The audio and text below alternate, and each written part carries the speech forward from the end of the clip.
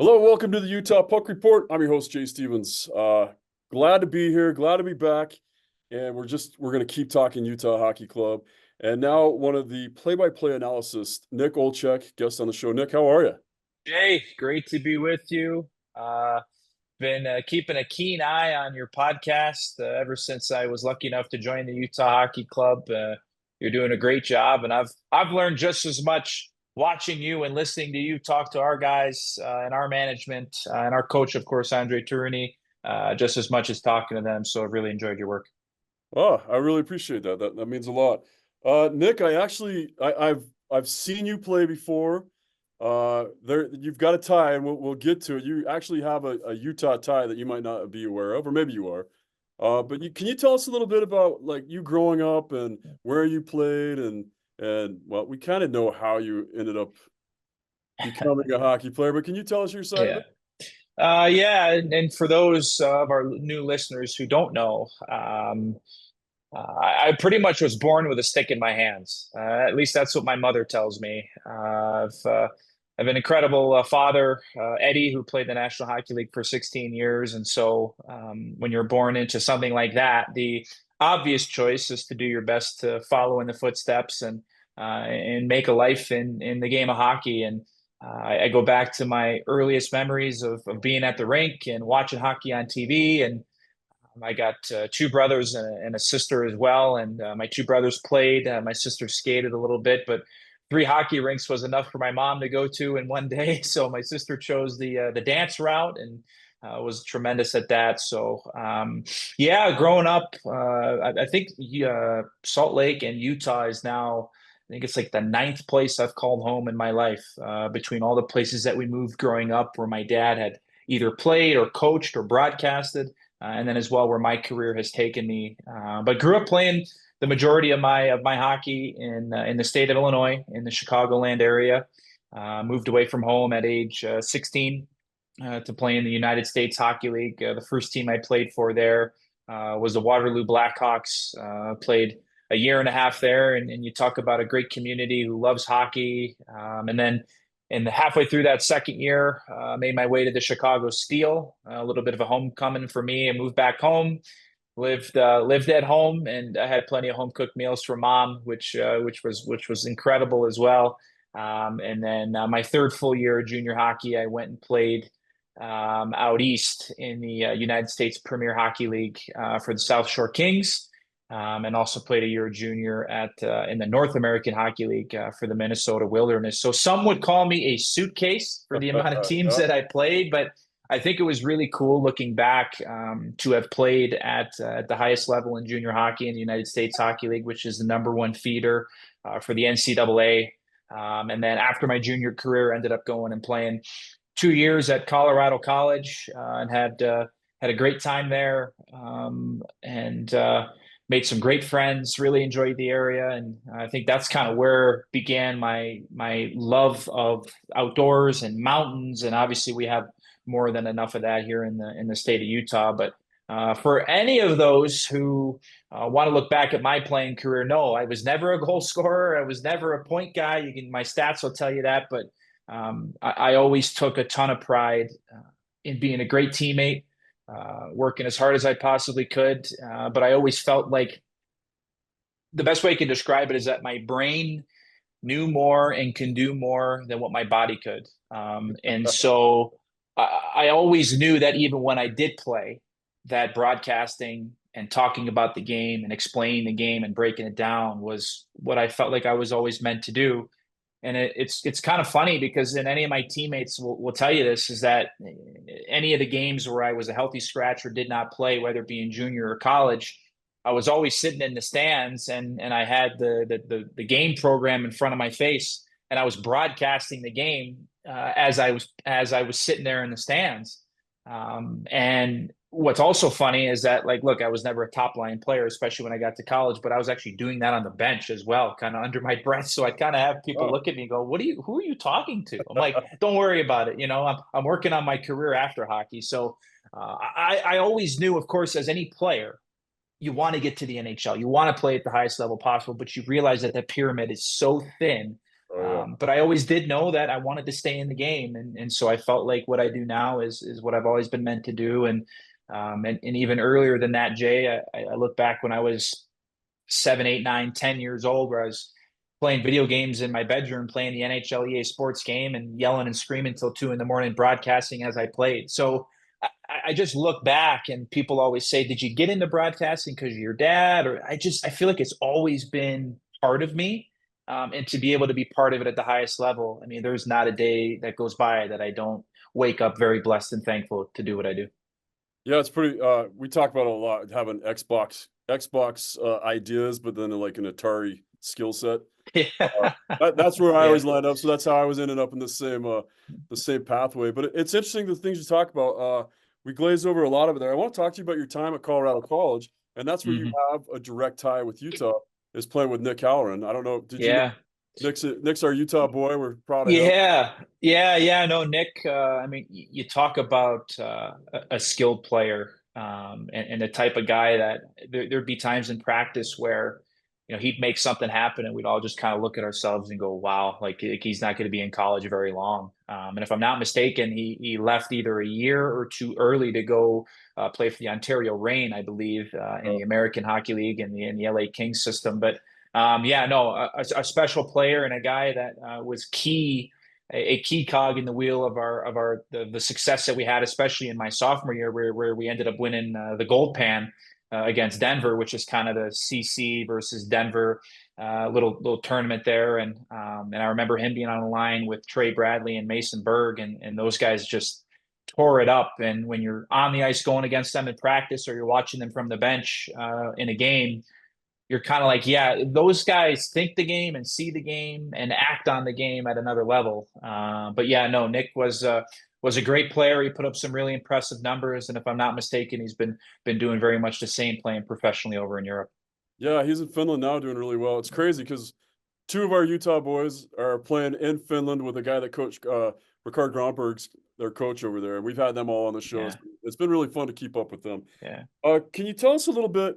It's unique to be who you are and with this team because this team kind of has that where we've got Josh Doan and we've got T.J. Ginla. Eventually, we'll have a Ginla, but we have these kids that grew up like you grew up. You have a dad in the NHL. You have an NHL name that everybody knows, and you've had these unique experiences, right? That's kind of cool with our yeah. team. And for somewhat, even Baudouin, his dad played here. I e-bugged for him way back in the day, and that's been pretty cool to see that kind of go full circle. Yeah. But can you tell us some cool stories about your time growing up? Like you had unfiltered access to the Pittsburgh Penguins Yeah. in the height, right? It's like, Yeah.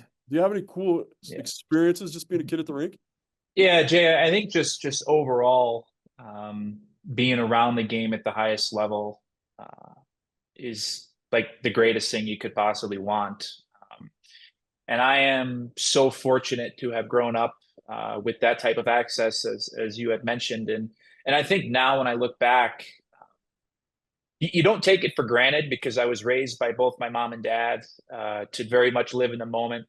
Um, we don't see ourselves as better than anybody else. We treat the janitor as we treat the CEO. And I think that's just the foundation of what it's like to grow up with the last name Olczyk, which I'm incredibly proud for. And I think before we get to the great things, there's also the pressure filled side, the expectation, but also for those who are looking for a quick jab or don't have anything else to say. They say, "Oh, you only are where you are because of your name, or you're only on this team because of your dad and whatnot." And look, I think at the end of the day, it forces you to grow a really thick skin very quickly. And I'm not someone who has ever let anybody make me feel bad, even though they've tried to make me feel bad for having the last name that I do. All I've ever tried to do is treat people as well as I can, and to work as hard as I can to make sure that the opportunities that I have, yes, though opportunities have opened the door because of the name, at the end of the day, once you get in the room, you got to be able to perform. And if you can't perform and you don't perform consistently, doesn't matter what your name is, you're not going to be in that room very much longer, and you're going to walk out the same door you came in through. So there's definitely been a lot of that, on that side of things. But I think just such an incredible support group from my family, and such a loving, affectionate, and then, as I said, a supportive group at home and with both friends and family. But honestly, like, I'm not afraid to say it. Like, my dad is my idol. Like, he is my. If I could be half the broadcaster and half the human that he is, then I give myself the thumbs up, and I've done okay in life. And I just see how he's treated other people, and obviously how he's worked. Like, I think I will always look back on those times when I was able to sit down in the family room, turn on some hockey games, and watch with him, and see how he sees the game, how he breaks it down. And I'll tell you what, Jay, the old remote control in our house growing up, the old rewind and play and pause buttons were extremely worn out. I'd be surprised if those buttons are even still attached to the remote, because it's just constant teaching, constant explaining. And so that's all I ever grew up around. Especially when he got into his broadcasting days, and like that, to learn nonstop constantly was are some of the greatest memories that I have, about being around the game with my dad. And to be fair, so I was born in 1996, and a little bit of a cool story for you. I was born on October 4th, 1996, and that was, I believe it was the Los Angeles Kings home opener that night. I was supposed to be born in that afternoon. I took a little longer. Thanks, Mom. And I eventually was born, I think, about 5:30. Now, keep in mind, puck drop was about 7:08 that night. So my dad's at the hospital. He sees my birth, which is great. Runs out of the hospital. He's got his Jimmy Connor shorts and his flip flops on, and the t-shirt. And meanwhile, to get from Cedars-Sinai Hospital to the Forum back then, yes, it was only a couple of miles, but with LA traffic, Right. you're worried about even arriving there on time for puck drops. So he's weaving in and out, stick handling through traffic. Probably was able to garner 5 or 6 traffic law tickets there, and so anyway, got to the game, got there just in time for warmups, and the LA Kings that night defeated the New York Islanders by a score of 1-0. And I'll let you guess who scored the No only way. goal. The only That's goal. Yeah. amazing. That's an Yeah. amazing So, story. yeah. So and I still do actually have the puck to this day on a nice little plaque that the Kings were nice enough to make for us, and which was great. So I think in a roundabout way, whether he was playing, which I really didn't see much of. I was born in 96. He retired in 2000. And then he was able to coach the Pittsburgh Penguins from 03 to 05.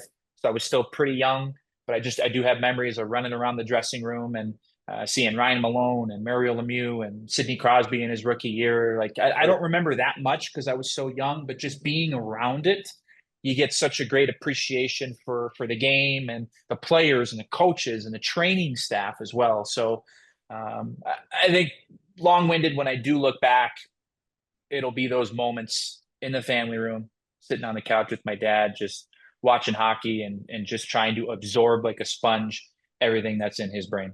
That's all amazing. And it's amazing going back to those Pittsburgh days. So I used to be an equipment rep too. Like I've always had a part-time hustle. And for a long time, I was an equipment rep. I worked with Innovative, which is now Warrior. I worked with Brian's. So back in those Pittsburgh days, Pittsburgh was one of my teams that I covered. And Ryan Malone was one of my guys. Yeah. And Rico Fata. I don't know if you remember Rico. Oh yeah, Rico Love, Fata. Yeah, he love could Rico. fly. Yeah. He could Great fly, man. faceoff guy. He told me, he's like, I'm making $1 million a year just to take faceoffs and get off the ice, basically.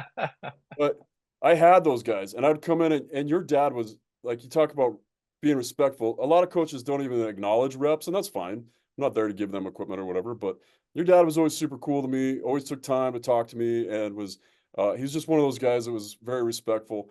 And it's weird to hear you talk about like people giving you lip about being well, I'll call you a nepo player, whatever the new phrase Mhm. is, because the Yeah. the truth behind that is, and what you're talking about is you're getting way more of an education on hockey. You understand it at a completely different level than most kids growing up with a normal parent. My parents didn't know anything about hockey. They didn't even come to my games, right? So I didn't learn anything going home and watching hockey with them or on the drive homes with them. And like you just had an amazingly cool Anybody that's saying stuff to you is just jealous, right? That's got to be what Yeah, it is. yeah, Because any of us would yeah, love to have that access and to have that knowledge yeah. from your dad. Yeah, and I think, look, like I don't, and I wasn't raised to approach any of this in anything other than a humble way. If I was arrogant and if I was all about me and looked like then that's a whole nother story. But look, I am so proud to have the last name that I do. I've had people try to make me feel otherwise, but it got to a point where it's just like, you know what? Like, it's not like, for lack of a better phrase, it's not like I murdered someone to get this name. You know what I'm saying? Like, Yeah, I was one of the, I didn't choose this. I was one of the very lucky few to be born into a family where hockey has given us everything that we have. So, that is absolutely not lost on me. I understand the Nepo arguments and all that type of stuff. And of course, those things are going to come to be. But the one thing I will say is anytime that is a point of view, watch not the name, the performance. yeah, If the performance does not belong in the arena of that job, then you have case for an argument. But if that person can do the job and they're passionate and they're enthusiastic and they know what they're talking about and they can offer fans, whether they're playing, whether they're broadcasting, whatever it is, and they can offer something, then I think that is deserved. So, like I said, it is not at all lost on me that yes, I have gotten opportunities in my life because of the connections that I have. Absolutely, thousand yeah, good percent. for you. But Perfect. but the reality is that I have worked tirelessly and prepared immensely to make sure that when those opportunities arise, that I am there to not just be there, not just to exist, but to excel and to prove that I can do it. Because I think someone in my position, Jay, you got to prove extra, right? Like you can't, That's if true. you get an opportunity, you got to prove extra that it's not just your name or just the connections that you have. So, look, at the end of the day, whether my name was Olczyk or Smith, I feel like I've always been meant to be a broadcaster and to be able to be enthusiastic and to teach the game of hockey. That's all I've ever wanted to do. And there is no other job on this earth that I'm more passionate about. So, very, very glad to be where I am. It's funny. I say I'm reading a book, but truthfully, I listen to books. And one of the books I'm listening to right now, and I can't remember what it's called, but they talk about there was this guy that had this idea that if you raised somebody in an environment to be an expert at something, that they would be an expert in that, and they would be a genius level at that. And he had 4 daughters, and he raised them to be good at chess, and they were obsessed with chess. They knew it better than anybody else because they grew up with it. And at no point Yeah. did they feel like they were being pressured into playing Yeah. chess because that was just their life and they loved it, and they became all 4 of his daughters became superstar chess players, and that was his Yeah. plan from birth. He's like, we're just going to surround them with chess. And you were lucky, and I've been around the Parisis a lot, and I've been able to sit down and watch a game, well, a lot of games with JP Parisi, and to listen to him break down a game, and or to sit next to Cliff Ronning, who I worked with at Warrior, to listen to Cliff Ronning break down a game and see a guy, he knows if you're using the wrong curve because he's Yeah. so in tune with the game. Like he'll be like, oh, that guy should be on a live 5 instead of a live 6 or whatever. And that just Mhm. blows. And I'm like, all I see is a guy going really fast down the ice. Like it blows my mind. And so, Yeah. yeah, you're bred for this. You're trained for this. You're ready for this. And it's awesome. And you know what? We've watched you. We're happy to have you here. And for a lot of Utahns, we're going to need somebody with that expertise that you have on the air. And have you noticed, or have you intentionally tried to maybe add a little bit of a break? I noticed I've been doing it in my articles lately where I'll be like, hey, on the power play, and then I'll explain why somebody's doing something they're doing that I wouldn't normally do, but I'm trying to introduce a new crowd while not Yeah. insulting my old crowd. Have you noticed that at all? Do Mhm. you do Yeah, that? it's a fine line, Jay. It's a very fine line because you are a couple of words away from, in a way, making the hardcore hockey fans kind of roll their eyes and say, "Oh yeah, duh, of course that's what offsides is, right?" But I think there are ways that I try to approach it to work things in where it doesn't have to be super obvious. Like, hey, everybody, this is icing or this is offsides. Like where you can make either subtle acknowledgments to it, or you can fully dive right into it. And I think for an example, like a hand pass, for example, and it was working some of the preseason games with the great radio voice of the Utah Hockey Club, Mike Folta.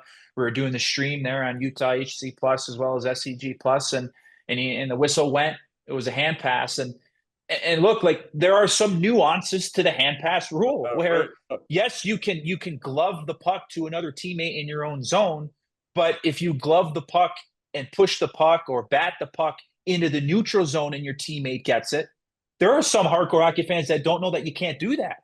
But it is even though originating in the D zone. So I think that these rules in the game of hockey are so complex and so nuanced that no matter how you look at it, there's always little things that people can learn is, oh wow, I didn't really even know that. So, or like high sticking for an example, if it's not involving a goal, if the puck is touched above the shoulder of a player, then it's going to be whistled down. But on a goal, it's not the shoulder, it's the crossbar of the net. So like, but again, like some hardcore hockey fans who've been watching the game for a long time might not pick up on those things. So it is a fine line, but I have noticed that, yeah, it has been very much a constituted effort from me as well as our entire crew. Matty McConnell does an incredible job on play-by-play. Dom Moore, longtime NHLer and has got more knowledge than just about anybody. And Kim Becker in the studio and Sarah Merrifield, our reporter as well. Like we're all doing our best to both satisfy the hardcore fans and the newer fans to make sure that everybody feels welcome and that everybody's learning something. And so, yes, the nuances of the game, the rules of the game, those are the things that we're trying to nail home and bring to light for both hardcore and new fans. Yeah, it has been a balance, and you talk about getting guys that roll their eyes. I was all excited that Chicago was our first game, and I even said, "Oh man, it's so crazy that in 2 weeks we've got an original six team coming to Utah." And somebody put into the comments, "Original six, listen to this guy mansplaining hockey to everybody." I'm like, I'm just excited about it, and maybe a lot of people didn't know about it. So yeah, you got to have that thick skin. You talk about Utah being your ninth home, and I think that's what you said, ninth home. And now Yeah. Yeah. as you're looking at Utah, and now you're here, what did you expect? Like, did you have expectations of what Utah would be like to move in? Yeah. And how did it surprise you? Or like, what's reality versus expectation? Yeah, Jay, I think that's a great question. Honestly, I didn't know what to expect. I'm not going to sit here and say I was expecting it to be the greatest or the worst or somewhere in between. Like, I didn't know. I had never even come to the state of Utah prior.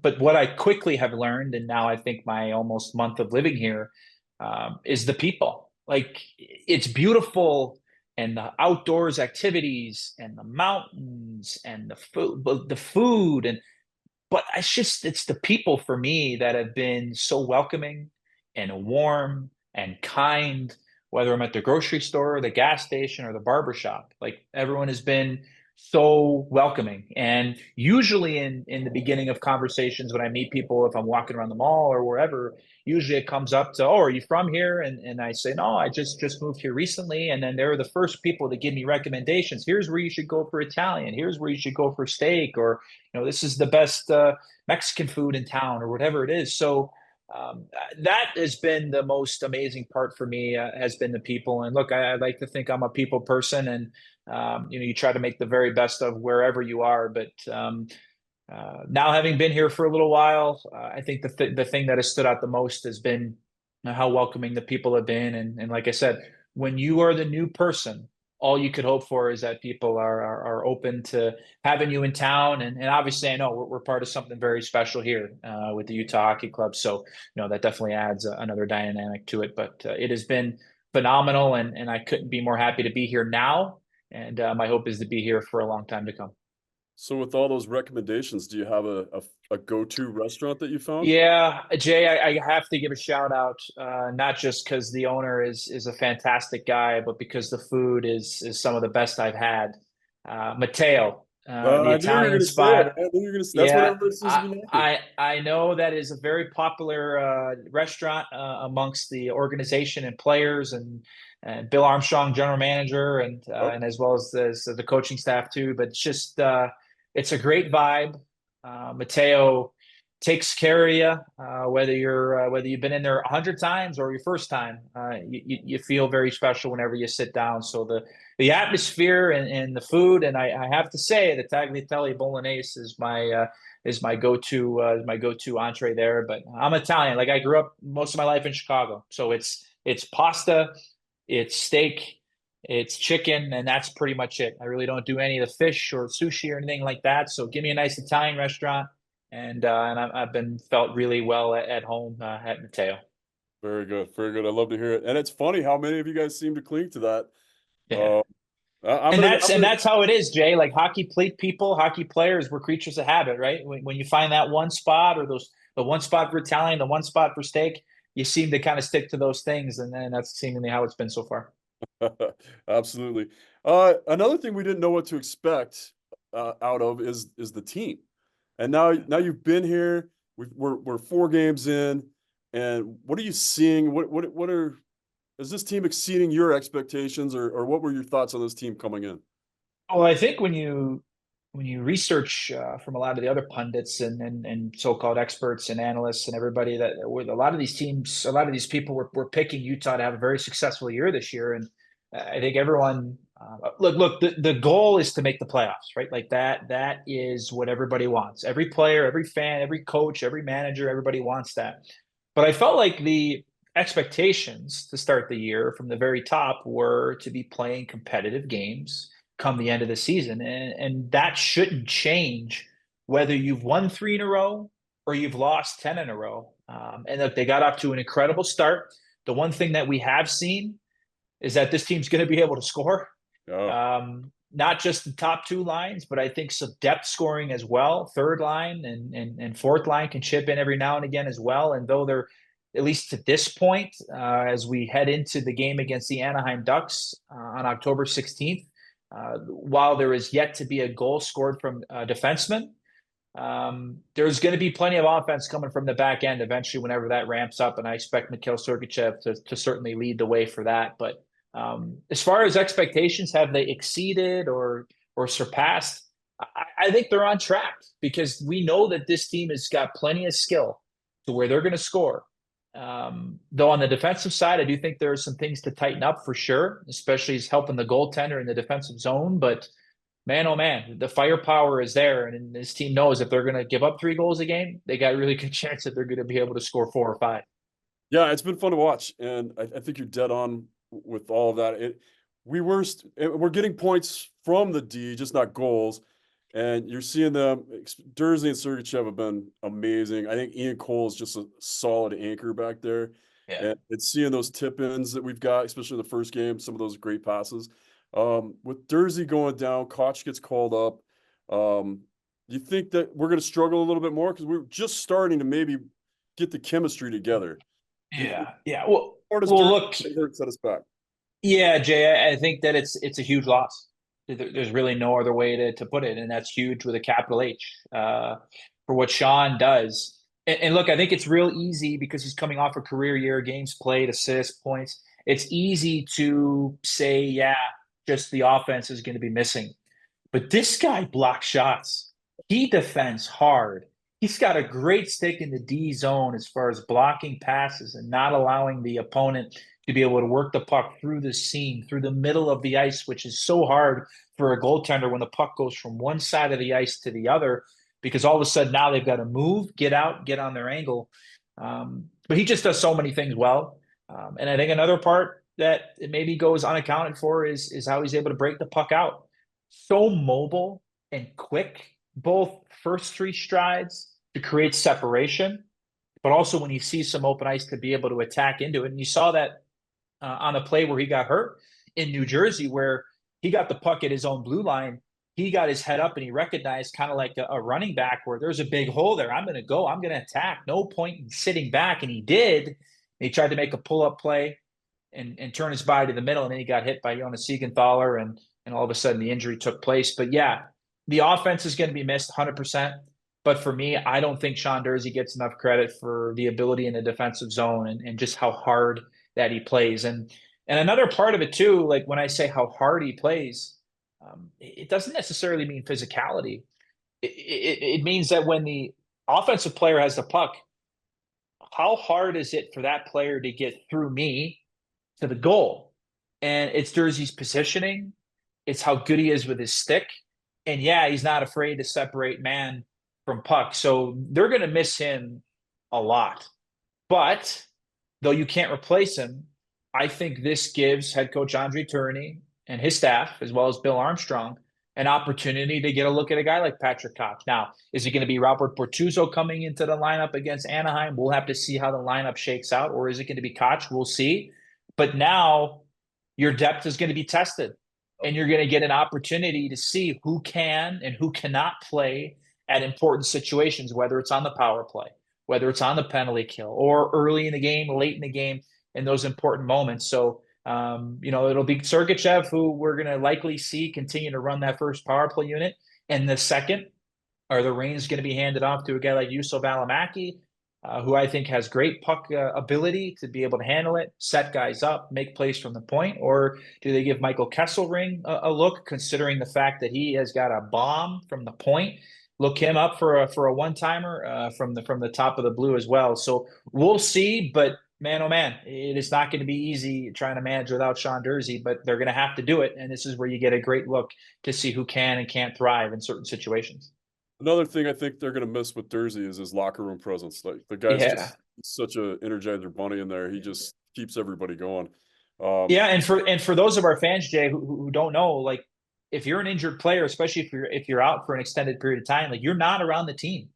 You're going before the team gets there, after the team gets there, because you're on a completely different schedule with where you're either therapy or your rehab or you getting on the ice. You're going on the ice before those guys. So it takes a toll on a guy like Sean Durzi or the injured players as well, because you just completely, everything gets flipped upside down. You're in a completely different routine. You're not around the guys as much. You're not going on the road. So look, he's a leader in that room. Hopefully he can get back sooner than later, but this team is really going to miss him, as you mentioned perfectly, in the room and of course on the ice too. And if we're going to lose a guy like that, I'd rather see it now so that we can play around with pulling guys up from Tucson or putting other guys, rather than later when, every point's mattering and we really need a guy like Durzi in the lineup. You know what? I know I've kept you longer than I'm supposed to, and I just want to close with just asking your thoughts on what should Utah fans, both the fans that have been watching hockey and knew the Arizona team and the new fans of hockey, what would your message be to them? To the new fans and to the experienced fans, what should the team, or what should those fans expect this year?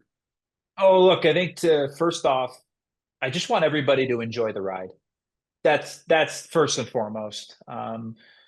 We've got a new team here in the state of Utah, and look, I can't speak to what happened in Arizona. I feel awful for any fan base that loses their team. Growing up a Chicago Blackhawk fan, I couldn't even imagine what it was like if they would have somehow left. But obviously, certain situations and scenarios and reasons made it untenable, and now they're here in Utah. But I just want everybody to rally around this team and to enjoy the ride, because at the end of the day, no matter how the season goes, the National Hockey League is in the state of Utah. Like how special is that? And that's from the vision, the investment, the resources put in by Ryan and Ashley Smith of Smith Entertainment Group.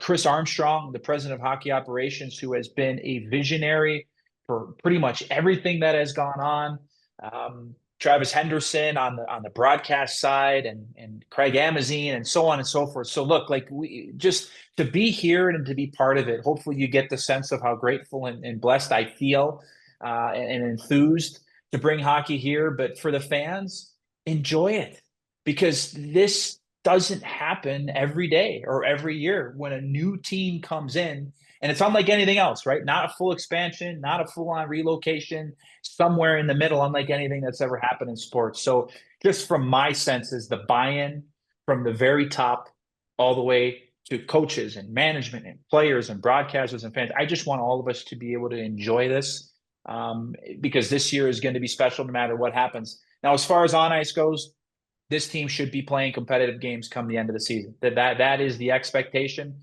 from the top.